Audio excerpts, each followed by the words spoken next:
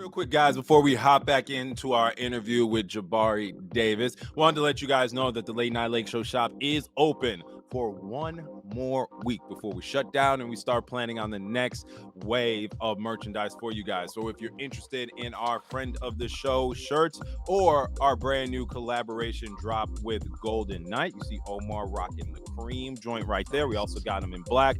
Go on to lnlsshop.com. Go ahead and get you some merch, support the brand. Rock your Late Night Lake Show gear at your next Lakers game. Let them know that Ricky and Omar sent you. All right, Late Night Lake Show. We are back with Jabari Davis. We just finished up talking a lot of Lakers talk. If you guys are watching us on YouTube, it is the video right before this. So, you know, we have a little playlist going. Go ahead and click that one if you need to get your Lakers fix in. But we're going to use the next about 10 minutes to talk a little general NBA. This season, especially the Western Conference, has been one of those years where no one has actually proven themselves as the belle of the ball. Obviously, out in the East, you have the Milwaukee Bucks, who, you know, for this era of Giannis ball are always going to be contenders, and the Boston Celtics. Omar's backyard. They are working on their second year of dominance in the East. We know they're going to be players at the end of the day. Hopefully the Lakers are able to be players so they can dance and tango, just beat the Bucks. But damn it, if the Celtics make it to another finals and the Lakers aren't even in the playoffs to have a say about it, hell's going to be raised, gentlemen. But in any event, we're going to do a quick activity, a little buy or sell. We have Jabari here. We always love his NBA opinion on the entire league. So a few teams that we wanted to get your takes on. So you're either going to buy or sell. Buy means that you think that they are legit and they will be around when it comes playoff time. Sell means that you think that this is a cute story right now, but you do not think that they are going to be players moving for much longer. So let's get into it. Jabari, buy or sell the leaders in the clubhouse in the Western Conference, the Brandon Ingram, Zion Williamson, New Orleans Pelicans. Buy or sell that they are legit in the West. I'd have to be a hater to deny them. Like we can be real about that. That is a good team they've put together. If everybody is there and healthy, they're going to be a force. Come playoff time. Yeah. So Any arguments there, Omar? No, I'm with you. Zion looks incredible, and he's been on a tear lately. And this is without Brandon Ingram, and obviously, they have to have some time to figure that stuff out. But they're such a deep team. Like they have so many luxuries. Like they have this player Trey Murphy, who is a baller. But he's getting a lot more playing time because Herb Jones is out. But they also have CJ McCollum. I mean, they have talent, and it hurts because they have our pick for this season or next year's, but it just stinks. What do you enjoy seeing more, or what do you hate seeing less? The Pelicans rise to the top of the West, or the Phoenix Suns getting in their feelings over a Zion Williamson game-ending dunk at home? Jabari, what you think? I come from the old school of, if you don't want me to do it, stop me from doing it. Mm-hmm. Stop crying, Phoenix. Stop crying. Thank you. It's really that simple. Yeah, I saw that. That was much ado about nothing. First of all, you got folks that are talking mess that have done the same types of things or worse, and then also stop crying, man. This is not Little League. You didn't get punched and orange slices after the deal. If you want to stop another grown man from embarrassing you, then get out in front of that grown man and stop him from embarrassing you. Thank you.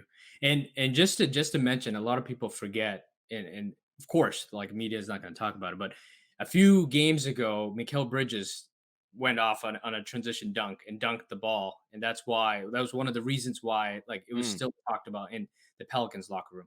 And to add salt to the wound, the Suns knocked them out last year in the playoffs, and Zion was hurt about that because he couldn't play, and he had that empathy because I couldn't be out there for my brothers. So it's like, okay, I'm taking this to them. The only unwritten rules I care about is, shout out to former unwritten rules on Twitter, our guy Ross Chapalu. That's the only unwritten rules in sports I care about. Aside from that, shut up.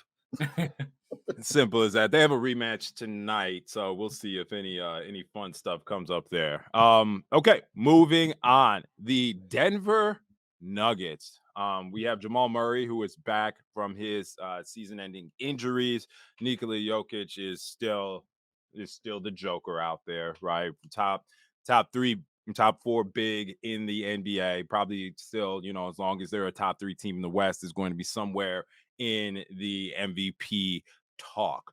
Jabari, what do we what say we about the Denver Nuggets? Buy or sell their stock for the rest of the year? It feels like I've been trying to buy for the last couple of years, and obviously, as you just alluded to, they're finally looking like they're going to be like excuse me, they're finally healthy, and hopefully, they can maintain that over the course of this season, so that we can actually have a fun postseason. I I guess when it comes to like buying and selling or like contender versus pretender, it's like the squint test to me. Mm, Do I and it's a little bit different than what you may anticipate. Do I have to how hard do I have to squint to believe that I see a title coming there?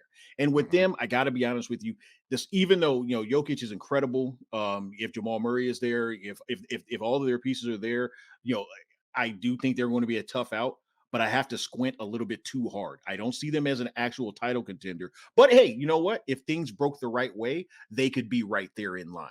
So they're in that next tier for me. Oh, you buying the Nuggets, or you kind of lining up where Western Conference Finals is probably their peak. Yeah, I'm lining up with that. I'm selling. Here's why. Mm, I've watched a few games, and they struggle to get stops in crunch time.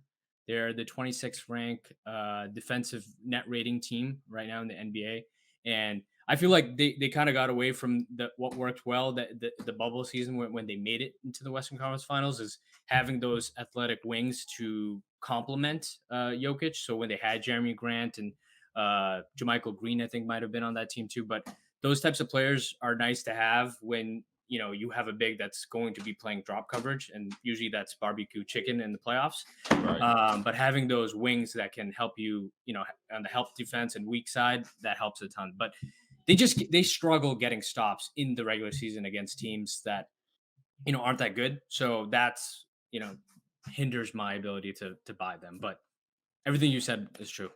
Oh, defense wins championships. So imagine that. Imagine that.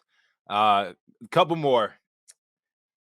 The youngins that everybody saw coming, right? The Cleveland Cavaliers, with their addition of Donovan Mitchell, the elder statesman in that starting lineup in Cleveland, the Darius Garland led head kicking in of the Lakers, Cleveland Cavaliers, have been a really, really, really fun watch this season.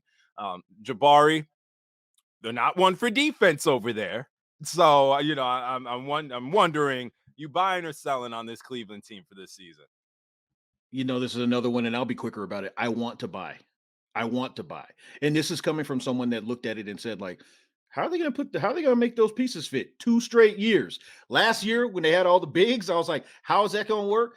And then this year, it's not that I was saying like, no, there's no way that Coach JB, but Biggerstaff can make it work, but I at least had questions about it. I think they have a good thing going there. Their biggest trouble is kind of is what you just alluded to, the defensive end.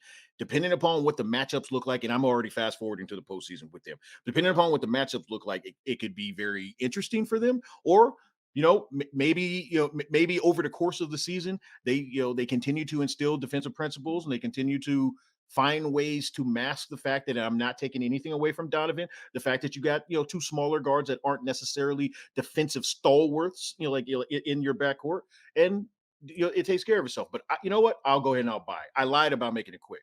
I said all of that just to circle back to I'm buying on them. Oh, wow. Okay. I would love to see that Cavs team in a playoff series. 7 games. Honestly, you put a team out there that, is known to just shit a brick, like, let's just say Philadelphia.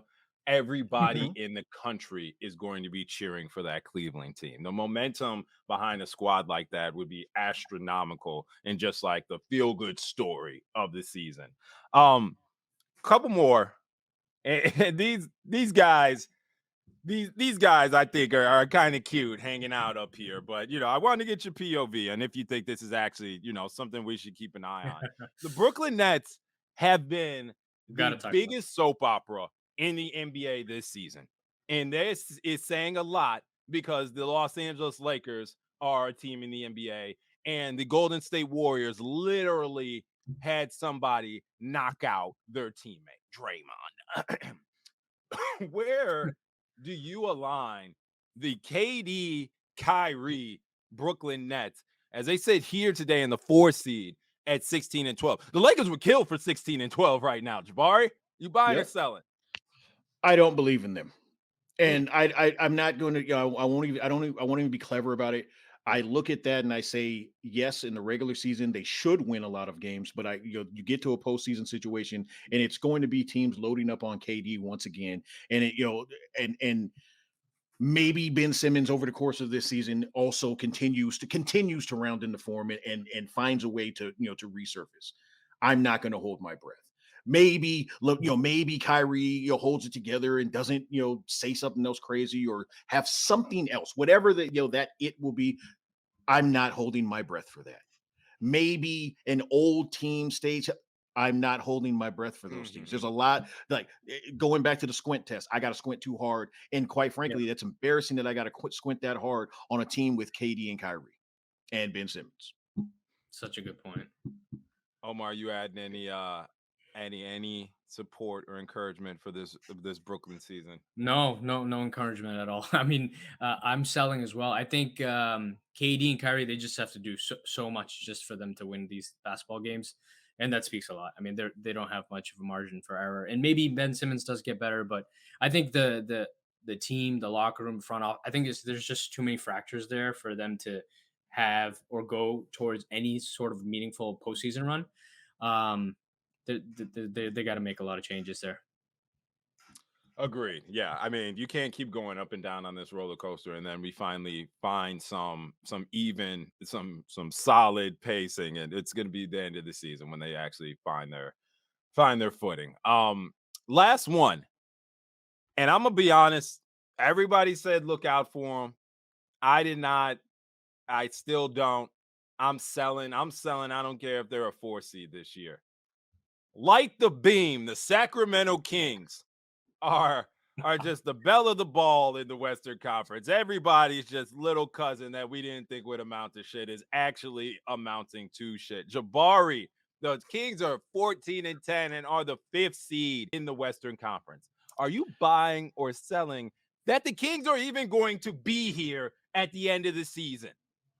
Ricky, again, I don't sell wolf tickets. I came into the year not only saying that Sacramento was a playoff team that will be in the postseason. I said they're a playoff team. They won't even be in the play-in. This is not a surprise. And this yes, this was before the 0-4 start. I recognize it, but let me kick it like this. They sucked for 20 years.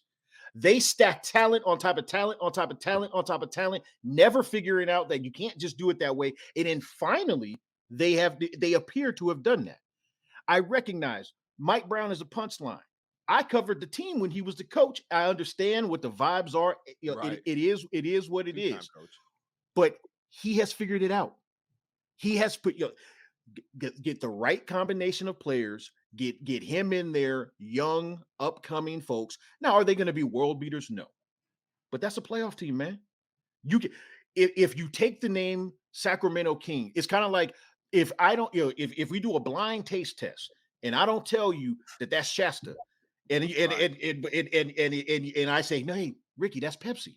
Right. You would be like, damn, this some good ass Pepsi. This some good ass Pepsi. Yeah. That's what the Kings are. They're Pepsi wrapped in Shasta.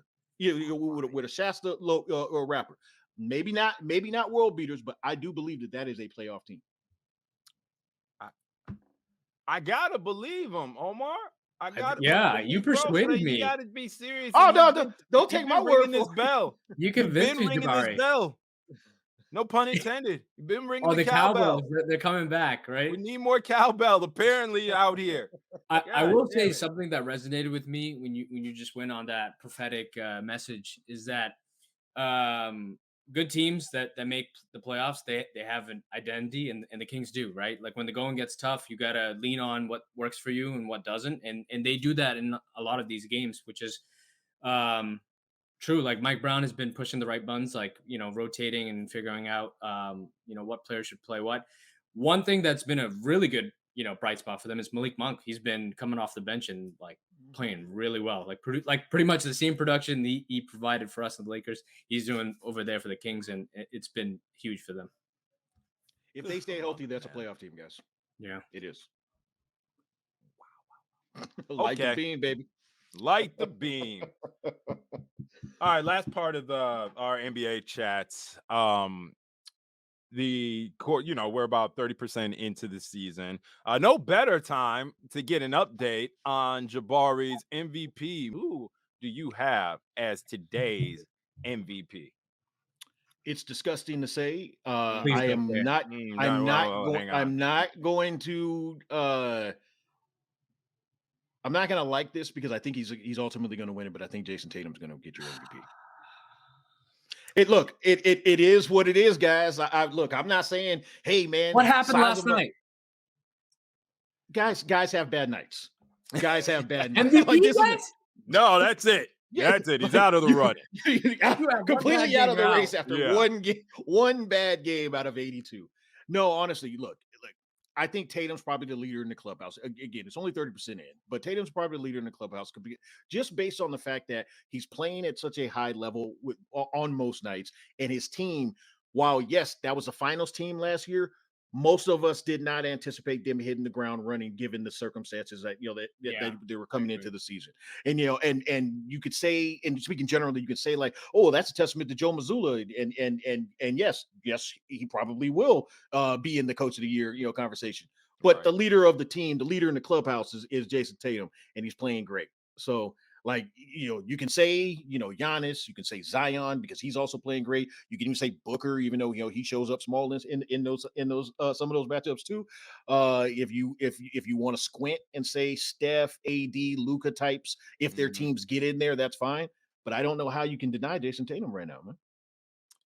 I just wanted you to mention AD as a possible. Dog. Lakers got to get relevant. They got to I'm a get to homer. 500 before we can start loading up this propaganda. I'm a homer. You let them get to 500, and I will be full force. Like, goddamn right, AD Defensive Player of the Year and MVP. You never have to worry about that. But I'm gonna keep it real with you at the same time. Like, if you walk outside and it's raining, I'm not gonna say like, oh no, there's no moisture. You felt that rain. Mm-hmm. Enough about the Celtics. Yeah, I can't argue. Yeah. Jason Tatum's having a phenomenal season every day. Future Laker. Here, does it make it better? I checked future Laker. Jason Tatum have the Lakers pulled off an astronomical trade as Jason Tatum announced that he is forcing his way to the Los Angeles Lakers, a la Anthony Davis. I just, we can dream, we can hope, but until that day, we'll just have to just sit and watch him, be greatness in that ugly ass green color. All right. Next up, most improved player. This is an interesting one. Obviously, this goes to either, younger players who did not live up to expectations immediately out the year, or veterans who kind of fell out of good graces and then have worked their way back to being a strong rotational player. So most improved player, 30% of the season in. Jabari Davis, what say you? No disrespect to what the work that Lauri Markkanen has done. No disrespect to the work that Bol, young guy, exciting in a new situation. Shai Gilgeous-Alexander is the fucking. Excuse me. Yeah. I hope you can edit that. But he is the shit, Jabari. It's all staying. He's going to end up being the most improved player, even though it's only 30% in the season. And here's why. As much as we like to pretend this award is for the young up and coming guy, oftentimes it's a big name guy that has the best narrative. And the best narrative right now is, hey, this guy's been languishing in OKC. They've been shutting him down year after year, and now he's out. And they tried to replace him with Giddey. They've tried to move the goalposts a couple times, but here he is out here giving you 30 a night, giving you great play all around. And honestly, much like Giannis winning it a few years back, much like Ja winning it last year, much like honestly, it's going to be a big name like that. And right now, in all likelihood, it's probably going to be him. Who am I missing? Why am I wrong? I can't argue against Shea this year. Like, he is such a Yeah, yeah. impossible player to stay in front of. And, he's got the perfect environment, right? Team with no expectations. He is balling on a level that is kind of dragging the OKC Thunder like out of those top 3 picks. And it's like, well, what are you going to do, OKC? Obviously, we know that you would just be salivating over that pick to go ahead and get the big man out of France. But at the same time, you have a superstar in the making right now that is only going to continue to make your team at least watchable / competitive night in and night out. Obviously, they have their first round pick from last season, who broke his foot when LeBron stepped on it. That big, tall, jolly green giant. I forget his name. So the Thunder have a bright future. I'm just interested in. I think Shea is young enough where they would fit in his personal timeline.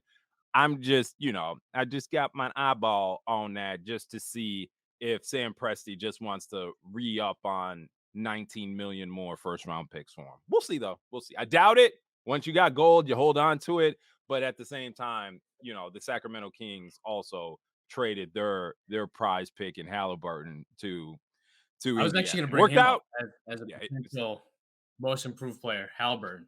Over 20 points, averaging over, I think, at around 11 assists, 2 steals, shooting like over 50%. I think a lot of us, like if you ask me, I thought they were going to be a really shit team. I didn't think they were going to be a good team, and I think they're They're flying better than the over the Lakers. We'll just say that. Yeah. We're homers, right? So we gotta feed into that narrative. No, but he's been awesome to watch. Just him finally getting his own team and just leading the offense. Like, I think he had a stretch where it was maybe 3 or 4 games where I think he had over 40, 60 assists with no turnovers, which is like next to impossible to do. But yeah, no, he's been really exciting to watch. So maybe he gets some recognition for that award too. I think that's a really good point, and he also fits the mold. Former, lottery pick that is Right. on, Yeah. on the second team. Uh-huh. Uh-huh. But you're exactly right. He's been fantastic, and I, for one, did not anticipate Indiana doing this. Yeah. Everybody's just exceeding expectations, except for the team that we decide to subscribe to every day. Absolutely amazing. Jabari, appreciate you rolling with us. Talk a little general NBA chats today. My pleasure.